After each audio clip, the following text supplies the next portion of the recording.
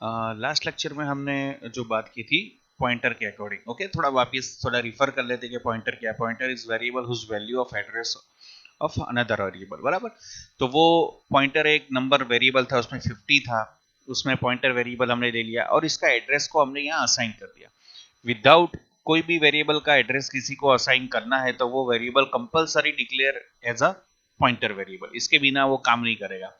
तो जैसे ये P है तो P के अंदर में नंबर का एड्रेस यहाँ स्टोर कर दिया, तो वो P ने जो P का एड्रेस कितना था, नंबर का एड्रेस FFF4 था, तो फॉर एग्जांपल P के पास इसका एड्रेस आ गया, ठीक है।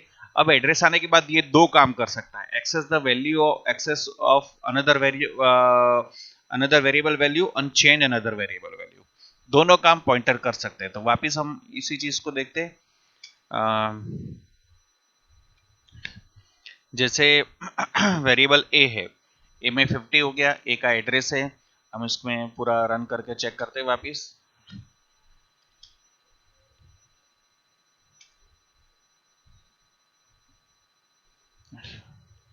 ए का वेरिएबल 50 हो गया, ए का एड्रेस हो गया, ए का एड्रेस 65522 है, ठीक है। अब ए का एड्रेस किसको असाइन कर दिया, ये स्टेटमेंट ध्यान में रखना, पी को असाइन कर दिया, ठीक है। और ए की वैल्यू 50 थी, पॉइंटर पी इक्वल टू 400 कर दिया, तो हमारा सेकंड वाला कि पॉइंटर के जरिए से दूसरे वेरिएबल की वैल्यू चेंज हो जाएगी। तो पॉइंटर p इक्वल टू 40 तो a इक्वल टू b कितना हो गया, 400 हो गया, ओके। तो अभी हम एक प्रिंट करेंगे, तो a की वैल्यू कितनी प्रिंट होगी, 400, है ना। p की वैल्यू 400, a की तो 50 थी, कैसे चेंज हुई, तो बाय यूजिंग पॉइंटर, मतलब अनदर वेरिएबल के जरिए से दूसरे वेरिएबल की वैल्यू हम बदल रहे हैं। देखो, तो ये हमारा बेसिक आउटपुट आ गया है। यहाँ पर थोड़ा चेंज करना पड़ेगा, पॉइंटर पी की जगह यहाँ डी करना पड़ेगा। और ए हुआ ए और ये हम यहाँ, चलो अब ये डालता हूँ पी की वैल्यू में ए का एड्रेस, ठीक है। तो ए का एड्रेस तो हमारा ये सा था, वापिस ए का एड्रेस प्रिंट करना है पी के वैल्यू में, तो हम कैसे कर सकते हैं, तो पी यहाँ कर दूंगा, एड्रेस को प्रिंट कराने के लिए यू करेंगे। तो देखो ऊपर वाला आउटपुट और नीचे वाला आउटपुट बिल्कुल सेम आएगा। एड्रेस ऑफ ए और पी की वैल्यू में कौन सा है, ए का एड्रेस है, देखो दोनों आउटपुट सेम आए, है ना, 65522। क्यों कि पी की वैल्यू में किसका एड्रेस है, ए का एड्रेस, तो ए का एड्रेस पी में स्टोर हो गया, ठीक है। अब हमने इस तरीके से क्या करा, चेंज करा। अब ये स्टेटमेंट को हटा देता हूं, तो ये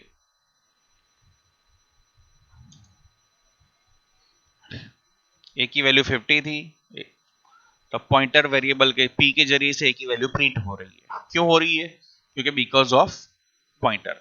अगर पॉइंटर नहीं होता तो ये चीज पॉसिबिलिटी नहीं थी, ठीक है। तो अब हम ये सिनेरियो को जनरेट करते हैं भाई, पॉइंटर के जरिए से दूसरे वेरिएबल की वैल्यू। तो पॉइंटर से फायदा क्या है, तो पॉइंटर से एडवांटेज ये होता है कि मेमोरी वेरिएबल के पास में ही वो मेमोरी लोकेशंस एड्रेस होता है, तो वो फास्ट एक्सेस करता है ना।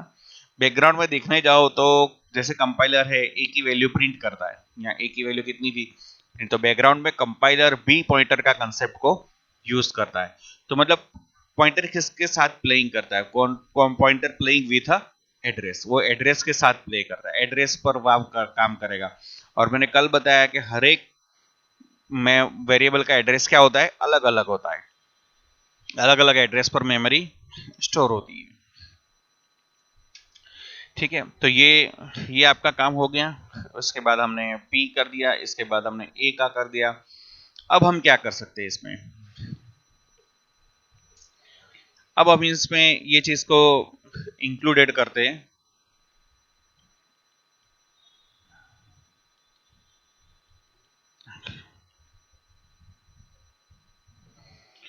Fifty 65522 65522 50 50 50, okay. तो ये हमारा हो गया पॉइंटर। अब पॉइंटर में फंक्शन के साथ कैसे यूज करेंगे, तो मैं अभी एक स्मॉल प्रोग्राम बनाऊंगा जो कंपनी में बार बार पूछा जाता है, फंक्शन विथ पॉइंटर्स।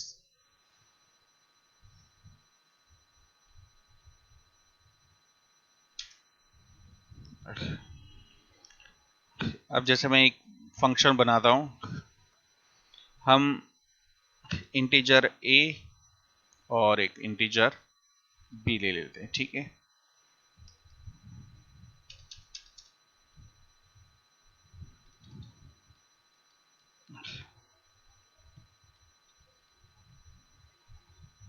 और यहां पर वेरिएबल डाल दिया हमने c। तो c इक्वल टू हमने क्या करा, a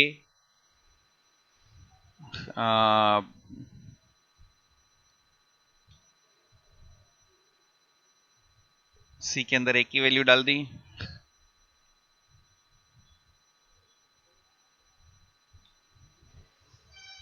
a equal to b and then b equal to c।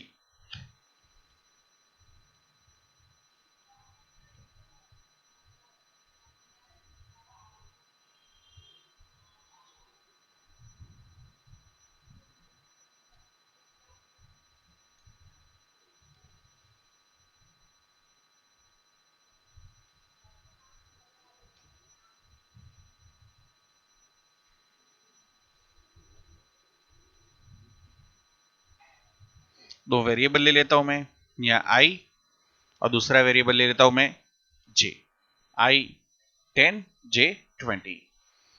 तो याद रखो इसमें 10 और 20 को मैंने स्वैप किया, ए में वैल्यू पास हुई, फिर इसके बाद में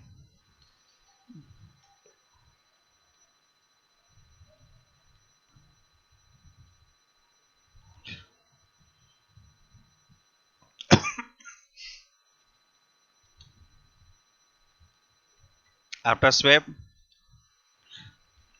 value of i and j,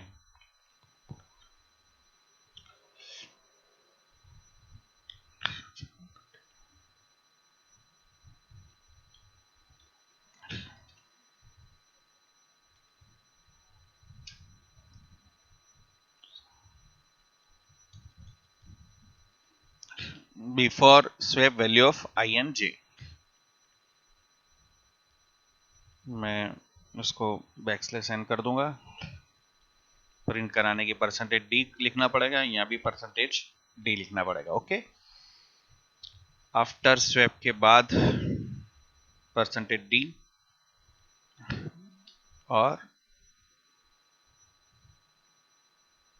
percentage D बोलते हैं, ठीक है।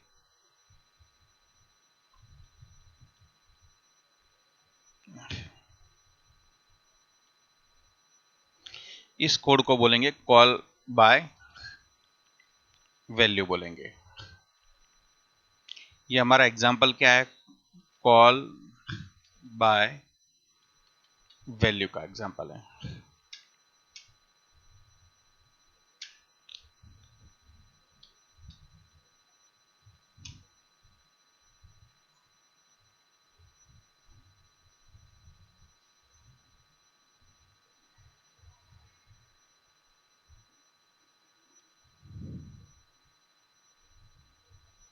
इस सब कोड को हम कमेंट लगा देते हैं।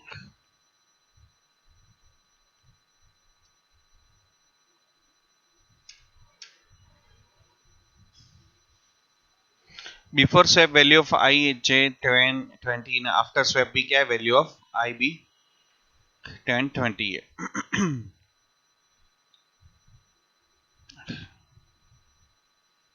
बराबर। तो दोनों चीज में दोनों का सेम है इस्तेमाल, वो भी 10 20, लेकिन चेंज नहीं हुई। तो कॉल बाय वैल्यू में वैल्यू चेंज नहीं हो रही, और अब हम इसी के अंदर में थोड़ा एनहांस करते इसी कोड को, सेव विथ पॉइंटर। हमने ये कोड लिख दिया, इसके बाद दोनों वैल्यू पास नहीं करेंगे हम, उसमें दोनों का एड्रेस पास करेंगे, एड्रेस ऑफ बी, दोनों चीज पास की हमने। इसके बाद में हमने यहां पर पॉइंटर वेरिएबल पी ले लिया,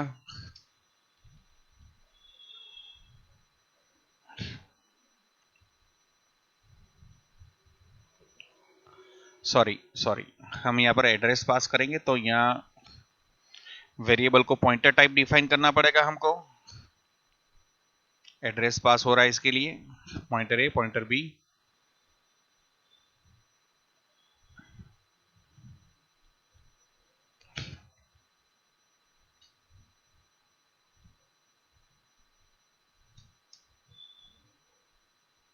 pointer A equal to pointer B and pointer B equal to pointer C, sorry pointer P.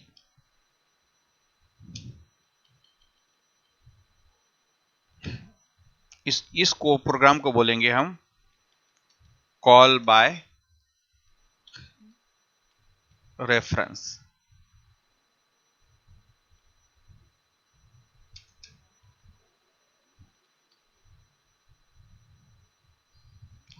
Swap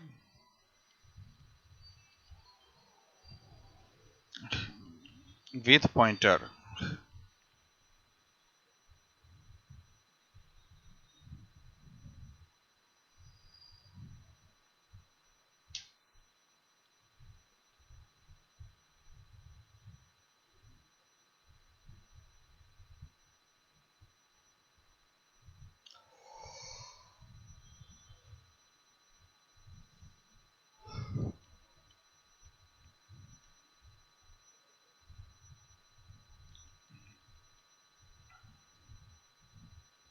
थोड़ा ध्यान रखिएगा, अभी मैं कोड थोड़ा चेंज कर रहा हूं।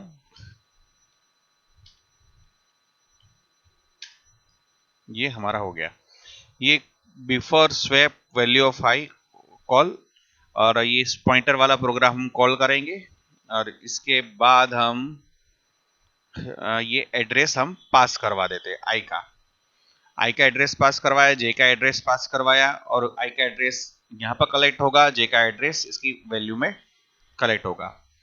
तो अब इसके बाद ये कोड को हम रन करके देखते हैं।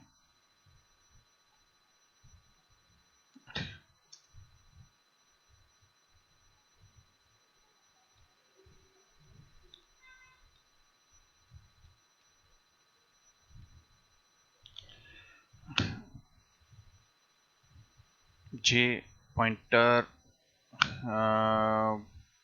a equal to pointer b and a pointer I and j, okay. तो बिफोर स्वैप इसमें अपने कमेंट को हटा देते तो उससे थोड़ा ज्यादा क्लैरिफिकेशन होगा। Backslash N backslash N,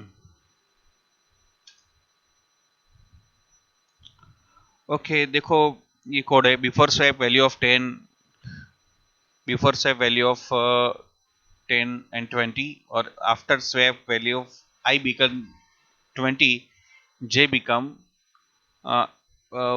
garbage value ले रहा है, तो हमें थोड़ा चेक करना पड़ेगा क्यों गार्बेज ले रहा है वो।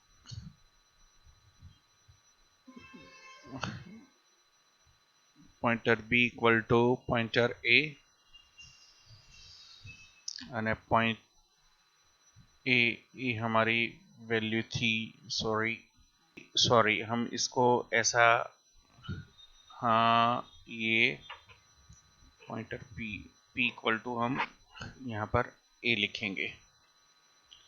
अब p की वैल्यू में a का एड्रेस आ गया, ठीक है। अब हम डिनोट ट्राई करते हैं, दोनों जगह पर 20-20 हो गया। a की वैल्यू और j का एड्रेस दोनों बराबर पास किया है। b का आ गया पॉइंटर p इक्वल टू कितना हो गया 20, हाँ b की वैल्यू हमने a में डाल दी, ठीक है। ओके, हमने अभी सेम प्रोग्राम को टेस्टिंग कर लिया, और इसके बाद में अगर हम चेक करेंगे अभी हमारा आउटपुट क्या आएगा। After the swap the value of I 20 and J 10, before the swap 10 and 20 आता है, आफ्टर द स्वैप इतना आएगा, ठीक है। अब इसको चेक करते, उसको यहाँ पर रन करने की कोशिश करते। कितना हो गया? 20 और 10। बिफोर स्वैप में 10 20 हो गया, इसमें 20 10 हो गया। क्यों हुआ? क्योंकि आई का एड्रेस और जे का एड्रेस कहां पर असाइन किया?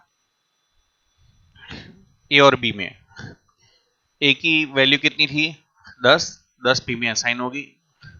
पॉइंटर ए में था 10, तो पॉइंटर बी में कितना था? बी में जे की वैल्यू थी, तो पॉइंटर ए में वैल्यू होगी 20, और पॉइंटर बी में पी की वैल्यू मतलब 10 ट्रांसफर हो गया।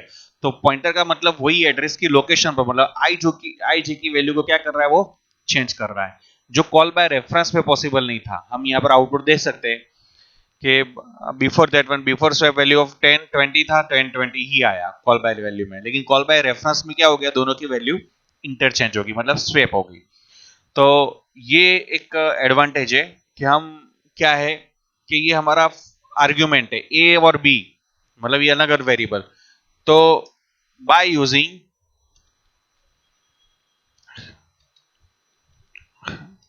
formal argument we change the value of actual argument।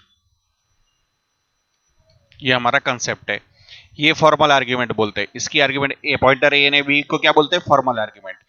ए और बी के जरिए से, उसकी आर्ग्यूमेंट के जरिए से हम किसकी? ये एक्चुअल आर्ग्यूमेंट बोलते हैं। एक्चुअल में आर्ग्यूमेंट की वैल्यू को क्या कर रहे हैं? हम स्वैप कर रहे थे। That is the concept of.